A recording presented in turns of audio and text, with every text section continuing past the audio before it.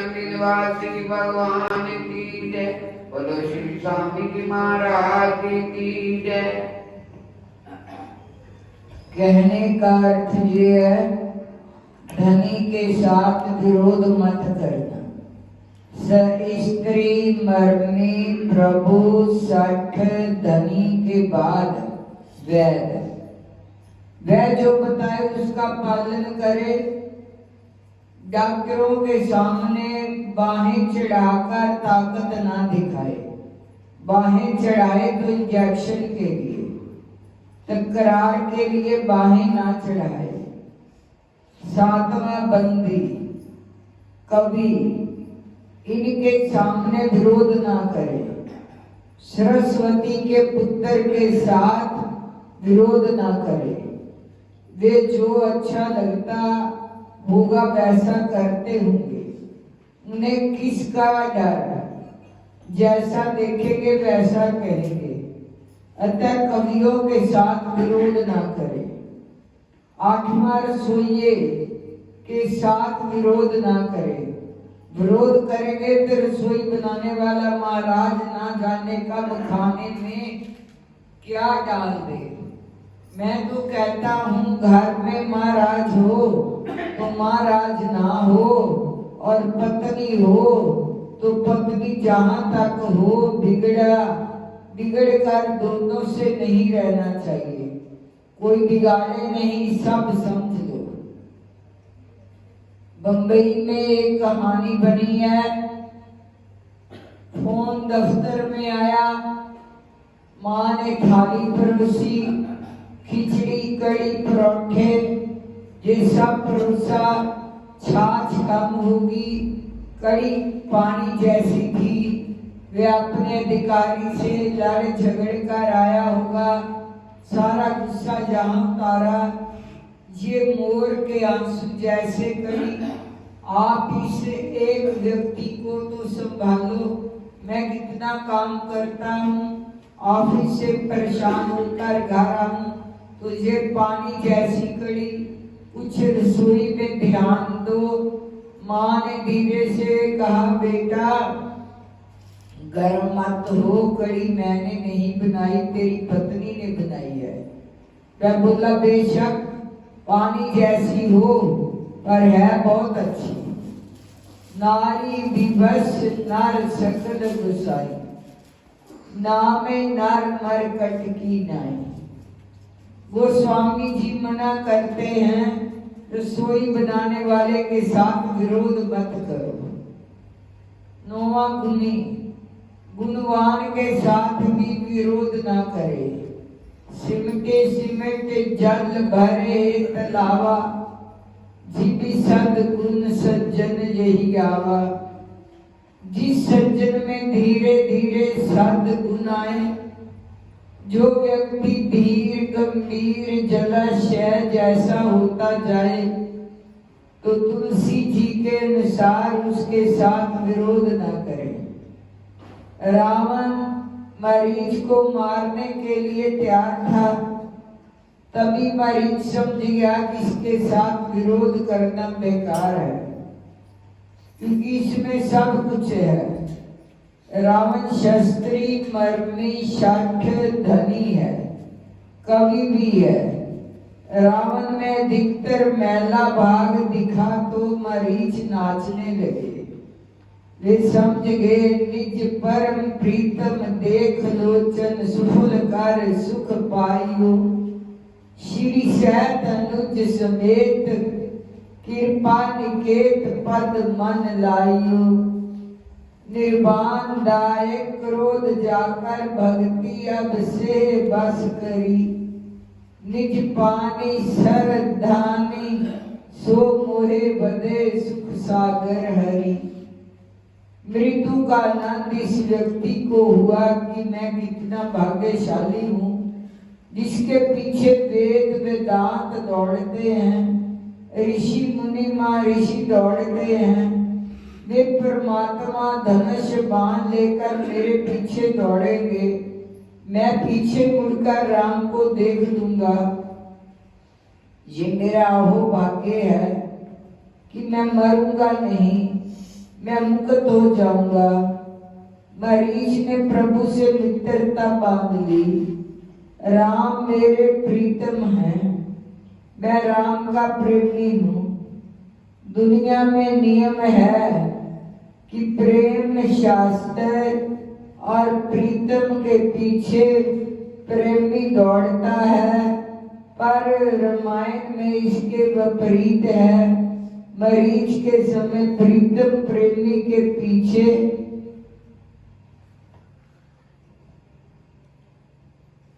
दौड़ेगा।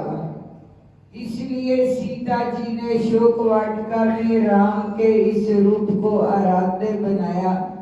सीता जी ने तो राम के कई रूप देखे। सर्वप्रथम सीता जी ने पुष्प वाटिका में राम का पसीने की बूंद वाला चेहरा देखा। हाथ में पुष्प के गुच्छे थे, वह रूप देखा। दूसरा दूल्हे के रूप में घोड़े पर चढ़कर आए तो वह रूप देखा। तीसरा धनुष तोड़ते राम को पहले देखा। चौथा विवाह के बाद अवध आए तब राम को देखा। पांचवा दर्श गृहस्थ राम को सीता जी ने देखा।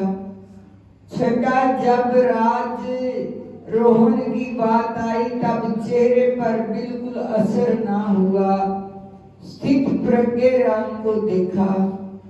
सातवां वन में गए तब बलकल वाले राम को देखा। आठवां जटाजूट वाले राम को देखा। नौवां जयंत पर क्रोधित होकर राम जी ने तीर छोड़ा, वह रूप देखा। अनेक प्रकार के रूप देखे थे, पर उनमें से किसी भी रूप के आराध्या नहीं बनाया। आराध्या रूप उसने बनाया जब मारीच को मारने के लिए राम धनुष लेकर दौड़े। ये रूप सीता जी ने शोक वाटिका में आराध्या माना था। मेरा राम दौड़ता जा रहा है, वे जैसे ही मरीच को मारकर आएंगे तो सीधा मुझे लेने आएंगे। अभी दौड़ रहे हैं, मुझे ऐसे रूप चाहिए कि प्रीतम प्रेमी के पीछे दौड़ते हो। बोल साचे दरबार की जय, बोलो श्री स्वामी जी महाराज की जय। कार्तिक महत्व। भगवान कृष्ण जी बोले, प्राचीन काल में उज्जैन में एक महापापी दुरात्मा धनेश्वर नामक ब्राह्मण रहता था। वह रस, चमड़ा और कंबल आदि का व्यापार करता था। वह वैश्यगामी और मदपान आदि बुरे कर्म करता था। चूंकि वह रात दिन पाप में रत रहता था, इसलिए वह व्यापार में नगर नगर घूमता था।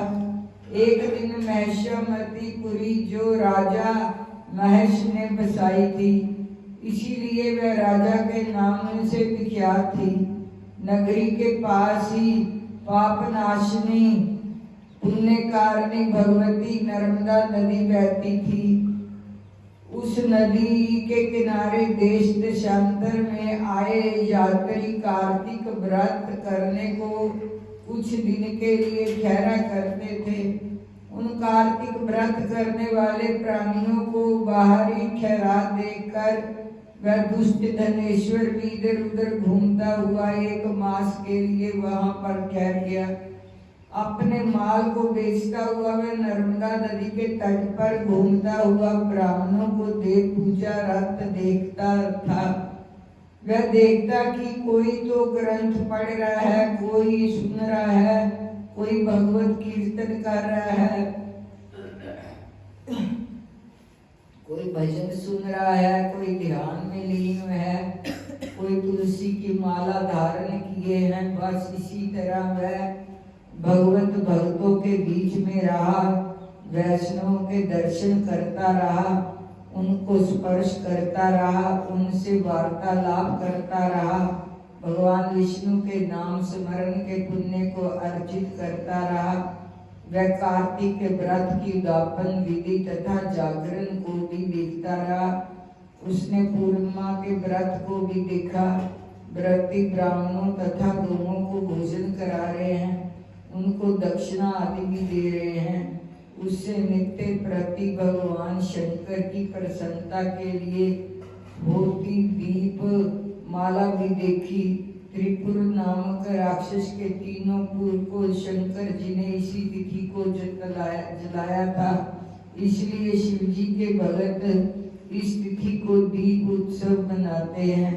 जो मनुष्य मुझ पर में और शंकर जी में अंतर मानता है, उसकी सारी क्रियाएं निष्फल हो जाती हैं।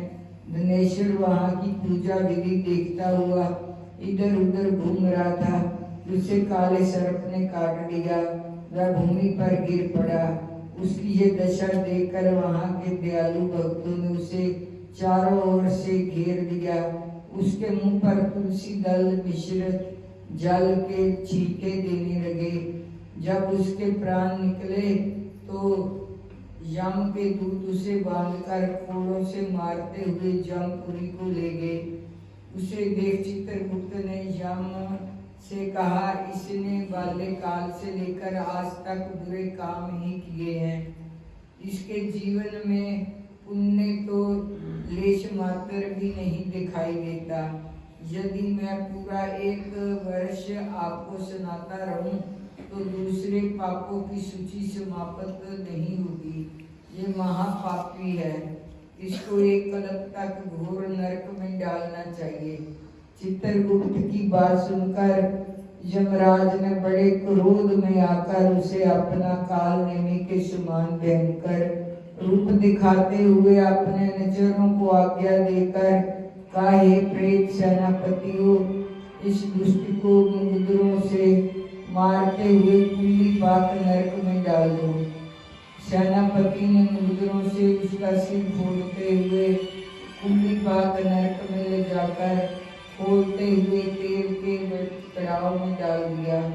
प्रेत सेनापतियों ने ज्यों ही तेल की कड़ाव में फेंका, लाप लपाती हुई आग अपने आप ठंडी हो गई। जैसे ही प्रहलाद को अग्नि में डालने से वह ठंडी हो गई थी। यही विचित्र घटना देख के प्रेत सेनापतियों ने यमराज के पास जाकर सब हाल कहा। यमराज भी आश्चर्यचकित हो धनेश्वर को अपने पास बुलाकर स्थिति पर विचार करने लगे। उसी समय नारायण नारायण का कीर्तन करते हुए देव ऋषि नारद जी वहां पर पहुंचे हुए और यमराज से कहने लगे, यमराज, ब्राह्मण नरक में डाल जाने के योग्य नहीं है, क्योंकि इसने अंत समय में कुछ शुभ कर्म किए हैं जो नरक यातना को नष्ट करने वाले हैं। जो लोग भगवत भगत का दर्शन करते हैं, उनसे वार्तालाप करते और उनका स्पर्श करते हैं, चाहे उन्होंने कोई पुण्य कर्म ना किया हो, सहज में ही स्वर्ग के अधिकारी हो जाते हैं। अतः धनेश्वर भी पुण्य आत्माओं के संग व स्पर्श से स्वर्ग का अधिकारी हो गया।